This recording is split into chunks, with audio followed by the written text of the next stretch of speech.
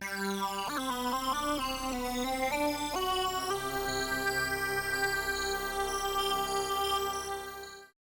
today's episode, we're out here in the steamy Georgia sun taking a look at the lightly refreshed 2017 Nissan Rogue.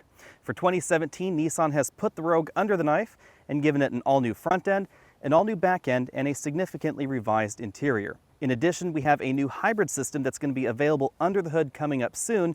There'll actually be a separate review on that. Make sure and stay tuned. It'll happen closer to the end of this month. The biggest change on the outside is the front end, where we get these all-new headlamp modules and an all-new grille. This is all styled after Nissan's other sedan and truck products. We get this V-motion grille over here, which actually looks more like a U-motion grille to me. And then we have this black painted section right here, very much like we see in the pickup truck line. Because the Rogue is now available with optional radar adaptive cruise control and forward collision braking, we now have a radar sensor right here behind this plastic Nissan logo. We also find better integrated fog lamps and slightly more aggressive headlamps with optional LEDs. At 184.5 inches long, the Rogue is still one of the larger entries in this segment. This is a full 5 inches longer than a Honda CR-V. Most of the size difference between this and a CR-V happens right back here in the rear because the Rogue is still available as a 7-passenger crossover. Most of the models you'll find on dealer lots will be 5-seat 2-row versions. However, in the S and SV trims, you can get a small third row that's positioned right back here that's suitable for small children or your mother-in-law. That's why we have this very square back end in the Rogue in order to accommodate the cargo area and that third row, and we have a slightly larger window back here than you find in the 2-row competition.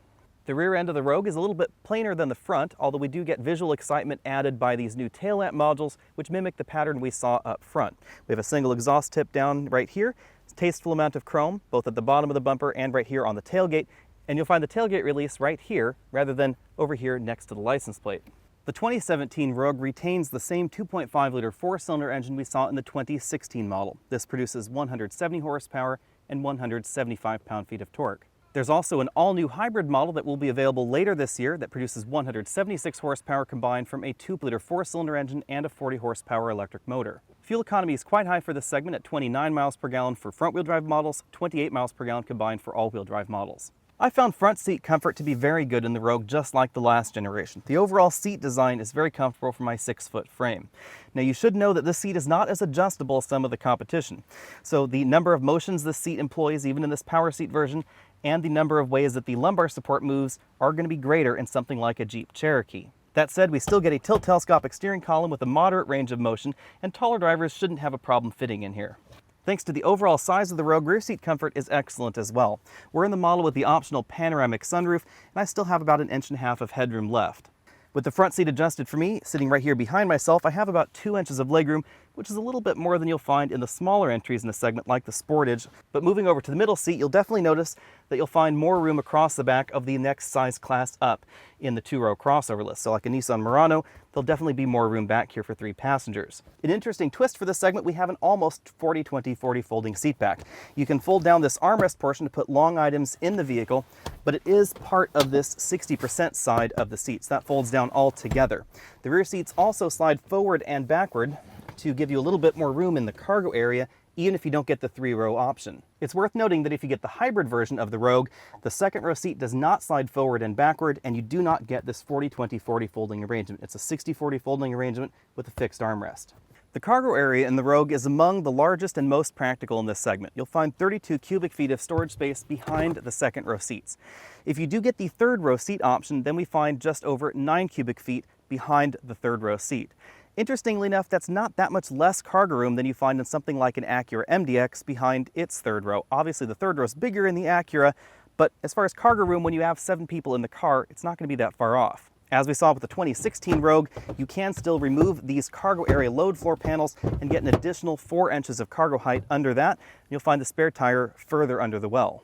Up front, we have 2-way adjustable headrests and height adjustable front seat belts. And because we are on the top end model, we of course have leather upholstery. It's perforated but not ventilated in this model. The front doors use a combination of soft touch injection molded plastics like we find right up here on the top of the door, and then hard touch plastics in most of the tan area that you see in the rest of the door design, except for the armrest itself, which is a soft touch material as well. The overall design of the dashboard is similar to the 2016 model year Rogue, although we do get more premium touches inside. We have a soft touch injection molded upper portion of the dashboard, and then this is actually a stitched piece of pleather that matches the seat upholstery.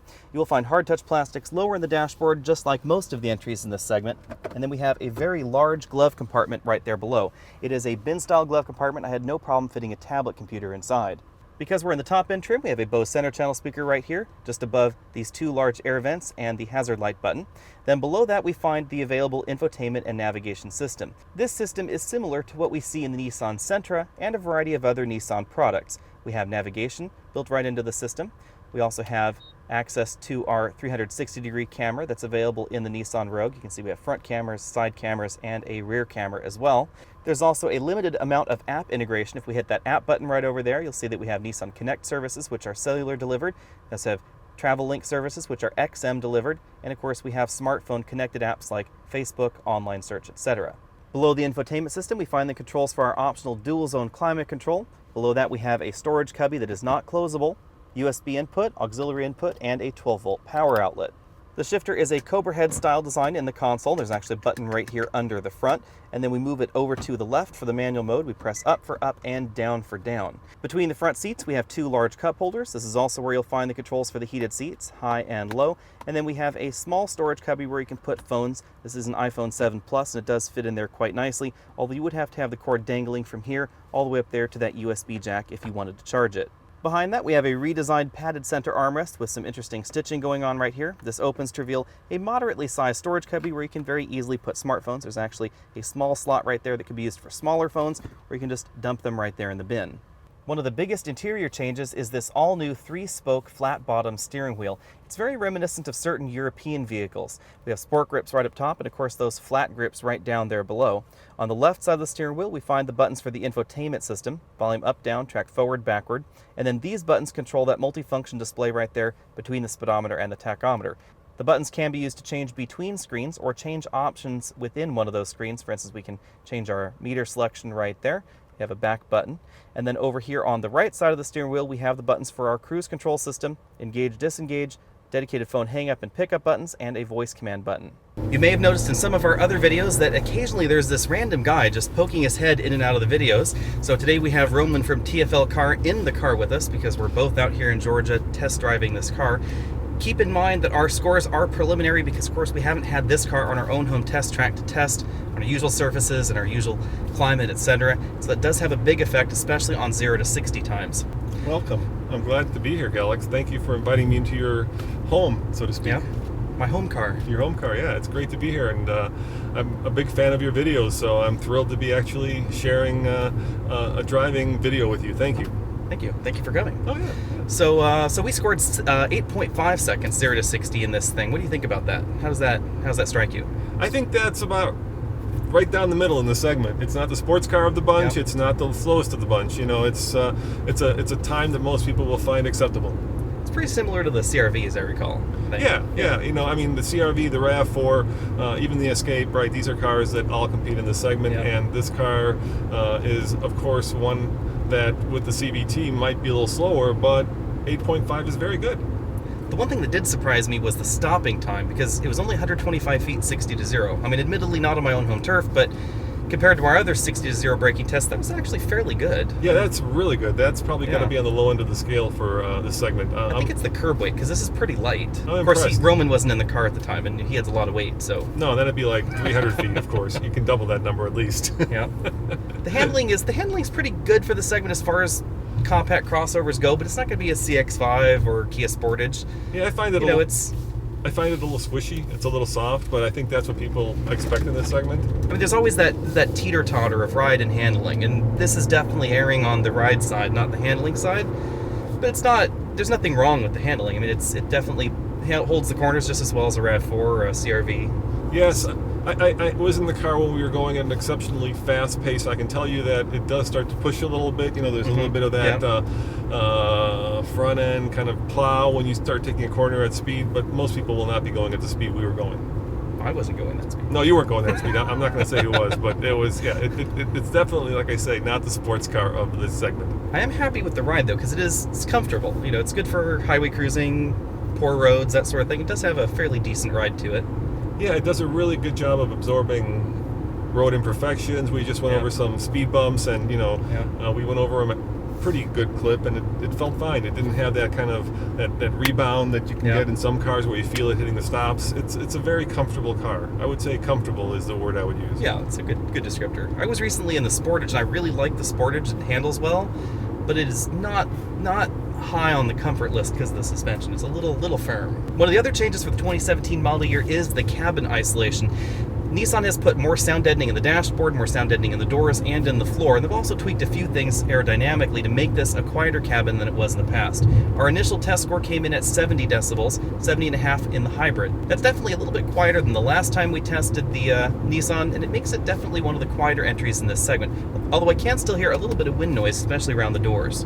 Yeah, quiet is the new 8-cylinder, right? It's where all the cars are going now. So because of fuel economy needs, we've lost a lot of the 8-cylinder cars, we've lost a lot of the normally aspirated cars, and quiet has become the new mark of luxury for a lot of buyers. Yeah. And so all the manufacturers are stressing that. That, and of course technology. They've also kind of brought down a lot of the technology to the more entry-level models. Fuel economy has always been something that the Rogue has excelled at because of the CVT and the small engine under the hood. This is definitely more efficient than the Jeep Cherokee, even though it has that fancy 9-speed automatic transmission. Now, because we've been 0 to 60 testing this car and driving it hard all day long, our fuel economy average, according to the trip computer, is 23 miles per gallon. Now, if you get the hybrid model, you're definitely going to get Toyota RAV4 hybrid-like fuel economy up there in the mid to low 30s. In this car, if you treat it gently, you should average around 30 miles per gallon, but it really depends on how much city driving you do. If you do a lot of stop-and-go driving, any naturally aspirated engine that doesn't have a start-stop system or a hybrid system is going to just drop right down there to the floor because you're doing a lot of idling, and that's true for any vehicle out there. But as far as compact crossovers go, this actually scores pretty well. Yeah, it's a remarkable kind of package that you get so much room, potentially a 7-passenger vehicle, and you get so much fuel economy. It says a lot about how important fuel economy is to Nissan, that they would actually concentrate a lot of their time and talent on getting these numbers. We should also say that we're driving the all-wheel drive model, so that takes at least 1 mile per gallon out of the score. And the interesting thing is that their difference between all-wheel drive and front-wheel drive is actually a lot closer than some of the other manufacturers out there. I think that Nissan must be pretty aggressive in uncoupling that center coupling at higher speeds. Yeah, because you can't really change the weight addition, right? Yeah. So that's a number that's fixed. So they must be really doing a lot of front-wheel drive bias when you're in this vehicle. And let's face it, you know, if you build a car based on the way most people drive it, not the way they think they'll drive it, then you're probably in a smart place. Nissan has yet to release pricing for the 2017 Rogue, so we really can't comment about how this compares with the competition yet. However, unless something drastically changes with Nissan's pricing model, I do expect this to be one of the best values in the segment, just like the 2016 model year was. This is not going to be the fastest option in the segment, it's not going to handle the best in the segment, but it is going to give you an awful lot of room on the inside, and it's the only option in the segment that offers that optional third row. The fuel economy is also exceptional, whether you get the regular version or you get the hybrid version. And that hybrid version actually may beat the Toyota RAV4 hybrid in fuel economy. We don't really know yet, but stay tuned till the end of the month for that video. Until then, if you're looking for one of the best riding compact crossovers with the best fuel economy and the biggest rear end back here, then definitely take a look at the Nissan Rogue. Check out those related videos on the side of your screen, hit that subscribe button down there at the bottom, and I'll see you next week.